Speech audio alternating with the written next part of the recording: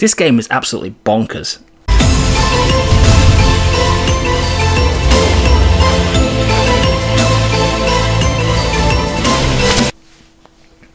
Hi guys, True here, bringing you another True review. Today it is Bulb Boy on the Xbox One. It releases 6th of October and it's priced at $8.99 in the US and £7.19 in the UK. Bulb Boy is a traditional adventure game, much like your modern kind of Monkey Island kind of games, where you have direct control over your character.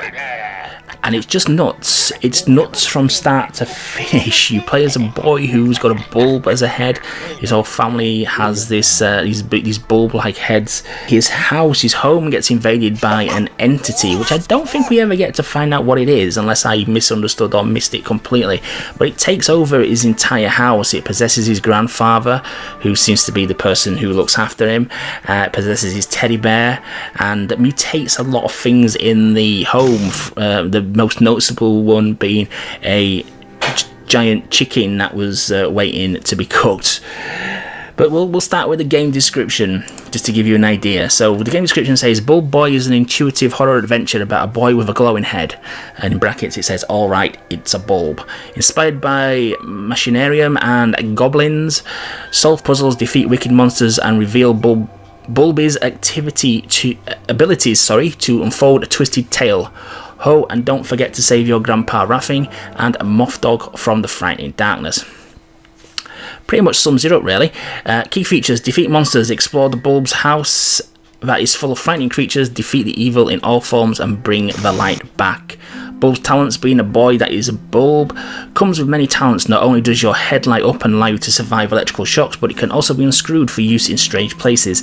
That actually is true in certain sections. That becomes a core mechanic of the game, where you have to separate Bulb Boy's head to help you negotiate certain areas, and then rejoin up with his body later on. So that's quite an interesting mechanic there, which probably should have been used a lot more during the game, if I'm honest with you. But when it is used effectively. Playable flashbacks: players over family characters relive Bulb Boy's childhood memories to uncover the mystery of the story. Yeah, I didn't think the cutscenes, the flashback scenes, revealed more about the mystery of the story. They kind of introduced the kind of adversary or the nemesis of the next section during each cutscene, but I don't think overall they, unless I missed it entirely, added to the overall mystery of the story. But players over family characters, you get to play as his dog on a few occasions, but I don't recall playing as any other family member. I mean, the only other family member present is his grandfather. I certainly don't remember playing as him. I'm trying to think back now. It's been a few days since I've actually played through the game fully, before this voiceover recording, so I may have forgotten it there. It may have been very brief, but yeah, that's right actually. So bubble speech, no dialogue, just bubble speech. Watch the story unfold in animated clouds. That's true as well. There's no dialogue in this game. It's told through like the bubble speech it mentions is like drawings in thought bubbles, and it is quite effective because it is an achievement in itself to tell a story with no traditional dialogue. Secrets: there are things in the house waiting to be revealed. Yeah, there's a lot of Easter eggs dotted around there, visual Easter eggs mostly.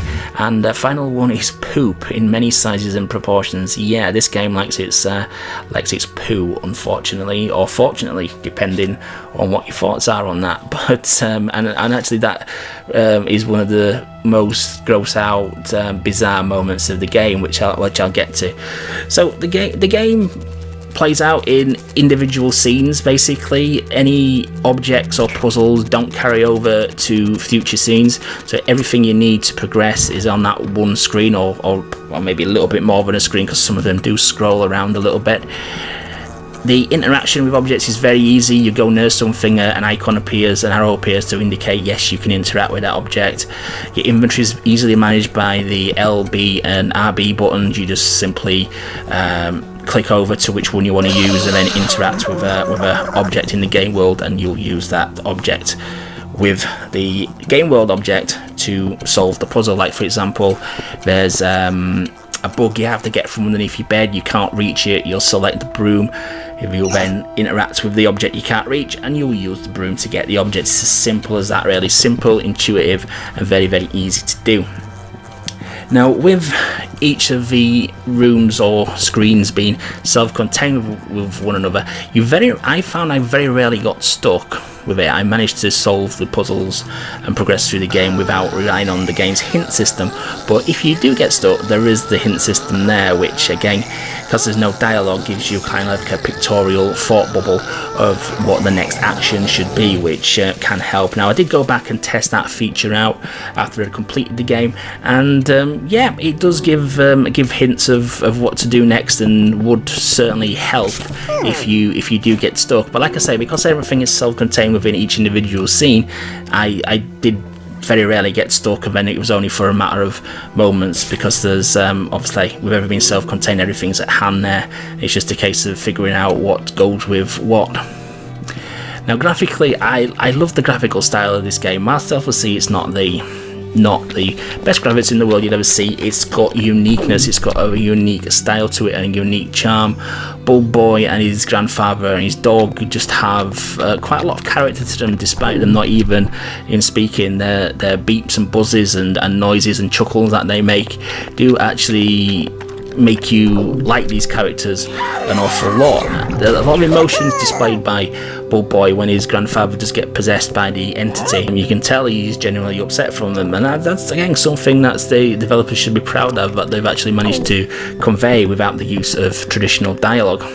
The game's got a weird colour tone to it. It's kind of like got a greenish look to it there, like through a green filter, and when you do die there is a red filter available as well, but the game tends to just use that kind of that colour scheme throughout, and like I say, it gives the game a uniqueness, and that's something that games need to do nowadays. They need to stand out from the crowd, and that's something I think the graphical style of Bulb Boy has certainly achieved.